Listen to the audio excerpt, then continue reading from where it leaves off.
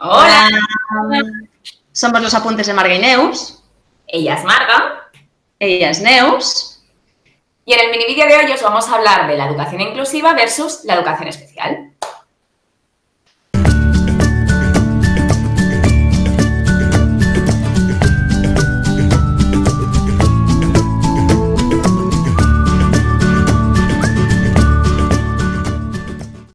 Se está discutiendo sobre la conveniencia o no de hacer desaparecer los centros de educación especial basándose en un argumento de que son segregadores y discriminatorios. Esto es consecuencia de un informe que lanza Naciones Unidas sobre los derechos de las personas con discapacidad. Entonces, a partir de aquí, sale una nueva ley educativa que contempla que todos vayamos a un centro ordinario. Después de informarnos sobre esta ley, la ley no dice que vayan a cerrar estos centros de educación especial, sino que habrá un plan en el que se dotará a las escuelas ordinarias en unos 10 años para que tengan los recursos necesarios para poder atender estas personas, estos alumnos con discapacidad. Entonces, Neus, como maestra especialista en educación especial, aunque no ejerces actualmente de ello, ¿qué es lo que opinas de esta proposición no de ley? Bueno, nosotras supongo que estamos de acuerdo, Marga, en que toda persona tiene derecho a moverse en un entorno normalizado en todos sus ámbitos y, por lo tanto, tiene derecho a una educación también normalizada dentro de la escuela ordinaria. Pero hay que ser realistas y esto no siempre es posible, esto no siempre es lo ideal, así que los centros de educación especial, desde mi punto de vista, y supongo que lo compartes, es necesario para muchísimos niños y niñas. Y lo va a seguir siendo por mucho que se dote a los centros ordinarios de recursos humanos y de recursos materiales. Efectivamente, yo pienso igual que tú. Aunque no se hable directamente del cierre de este tipo de escuelas, dotar a las escuelas ordinarias según de qué recursos, aunque se los facilites, no va a ser posible porque depende de cada caso, no depende de cada diagnóstico, sino depende de cada niño. Exacto. Algo que tenemos que entender es que el derecho a no ser discriminado no supone tratar a todos por igual, sino tratar a cada uno como se merece. Es decir, atender a todos en la diversidad al final. No todo el mundo necesita lo mismo, no todo el mundo va a tener los mismos recursos, las escuelas que cada uno tiene acceso tampoco son iguales, a lo mismo que nosotros como profesionales, cada uno tiene una especialidad y tiene unos puntos fuertes y débiles, todo esto hay que tenerlo en cuenta y hacer una decisión según cada caso. Exacto. A ver, está claro que desde fuera, de entrada, dices educación inclusiva, todos a la ordinaria, pero las familias de estos niños y niñas que tienen discapacidad o que tienen discapacidad graves, saben que eso no es real y saben que eso muchas veces no es lo mejor para sus hijos. Porque desde fuera lo ves todo, bueno, pues, ¿no? Se dota de recursos y todos al centro ordinario. Pero ¿en qué condiciones y con qué garantías, no? Además, estamos hablando de ya unas escuelas con un ratio de alumnos por aula bastante alto, con la que ya tenemos diversidad dentro ya de una aula ordinaria. Si añadimos una discapacidad grave, ¿cómo lo podemos gestionar? ¿Cómo dotamos a estas escuelas que ya se ven limitadas con los recursos que tienen actualmente para poder atender a todos? Exacto, es que de hecho la escuela inclusiva hoy en día ya es un hecho y para mí no es real. Para mí sigue siendo una utopía hablar de inclusión. O sea, ahora mismo, en las escuelas ordinarias, que decimos que son escuelas inclusivas, que no lo son. Son escuelas integradoras donde hay alumnado con discapacidad, pero la mayoría no puede incluir como nosotros entendemos la inclusión de color de rosa. O sea, que en un centro ordinario haya un profe de educación especial y saque a los niños del aula por horas, eso es inclusión, porque para mí no hay nada más segregador que esto.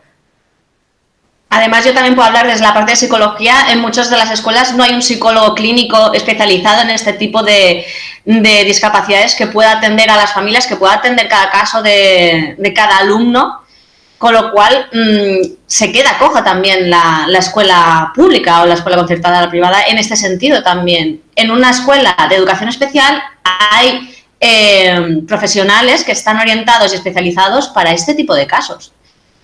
Exacto. Y ya no solo a nivel de psicología, o sea, estamos hablando de logopedas, estamos hablando de fisioterapeutas, estamos hablando de muchos ámbitos que en la ordinaria no, es que ni se contempla. Es muy difícil llevar todos esos recursos a la ordinaria. ¿O qué se va a hacer? Pagando a nivel privado todos esos recursos que niños tienen en escuelas públicas de educación especial van a ser ahora recursos privados. Es que aquí hay mucho también. Efectivamente, es lo que iba a comentar, ¿no? Que ya un padre, depende de cuál sea la casuística de su hijo, tiene que invertir muchísimo dinero en temas privados, ¿no? En centros privados de terapia ocupacional, fisioterapia, equinoterapia.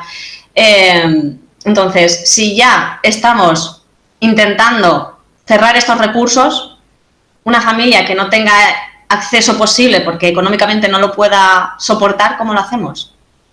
Claro. Estamos dejando de lado a muchos niños y niñas que no van a poder tener acceso a esos recursos directamente.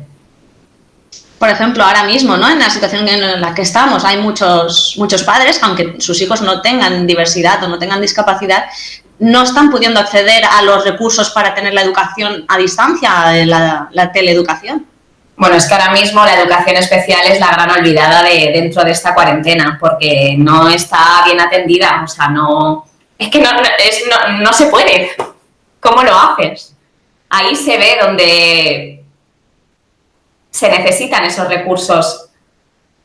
Y bueno, también por experiencia profesional, tanto por tu parte como por la mía, hay padres que sí que están a favor de esta inclusión de sus hijos, y cuando se hace la reunión para poder tomar la decisión de a qué tipo de escuela tenga que acudir su hijo o su hija, pues se niegan bastante al acceso a la escuela de educación especial. Entonces, no sé, ¿tú qué opinas de esto? Como padre o como madre, tú de entrada quieres que tu hijo o tu hija tenga la vida lo más normal, palabra normal, posible. Y eso pasa por una escolarización ordinaria. Eso es así.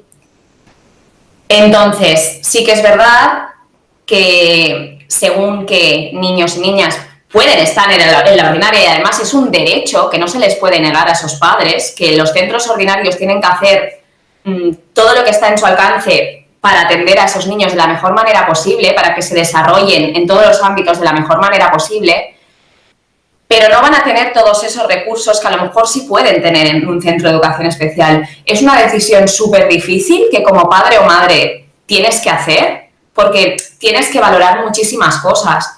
Pero yo, por ejemplo, cuando trabajé en un centro de educación especial, pues tenía un niño que siempre había estado escolarizado en un centro ordinario durante toda su escolaridad primaria.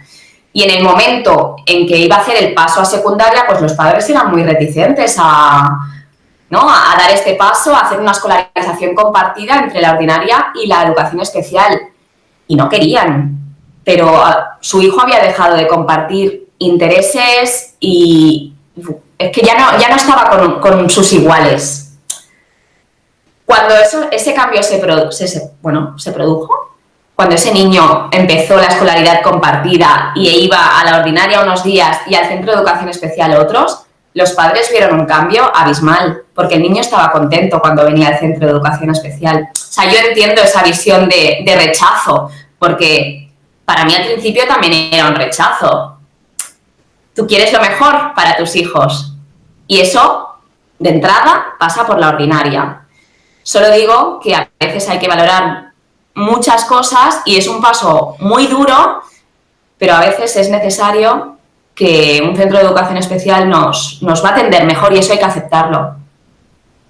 Muy bien cogido también la parte que dices, ¿no? De los prejuicios a nivel de la sociedad, ¿no? Decir, mi hijo va a una escuela de educación especial es algo peyorativo, es algo negativo. Entonces, nosotros como sociedad también tenemos que cambiar. No solo yo como padre tengo que tener esa visión objetiva de tomar la decisión mejor para mi hijo, sino que también me están influyendo otros inputs, otras ideas que me vienen ya de cómo es la sociedad. Entonces, yo creo que este cambio debería también pasar por una forma nuestra de concebir la educación especial y la discapacidad y la diversidad al final.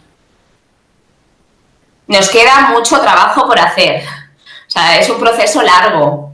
Es un proceso largo y para muchas familias es un duelo muy largo también.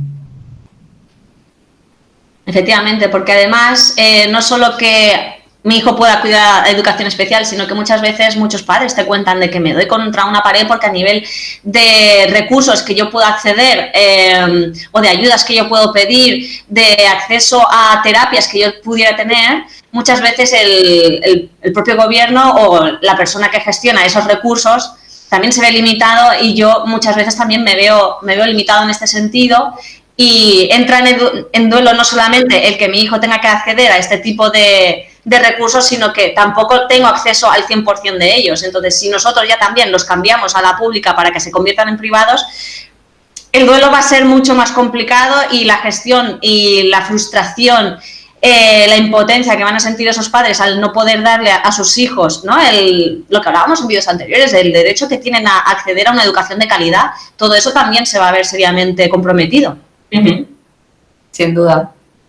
Entonces, recapitulando un poco, no sé si tú ves factible que a 10 años, como dice esta proposición de ley, puedan estar las escuelas dotadas de estos recursos para atender a este tipo de alumnos. No. Pueden haber mejoras y seguro que las habrá, pero es lo que decíamos antes, al final hay que analizar cada caso. Cada caso es cada personita, lo que le conviene más. ¿Que habrá mejoras en las ordinarias? Espero. Pero es que ya no solo hablamos de barreras arquitectónicas. Son muchísimas más cosas que están aquí implicadas. Es muy difícil. No lo veo claro. Sinceramente, no lo veo claro.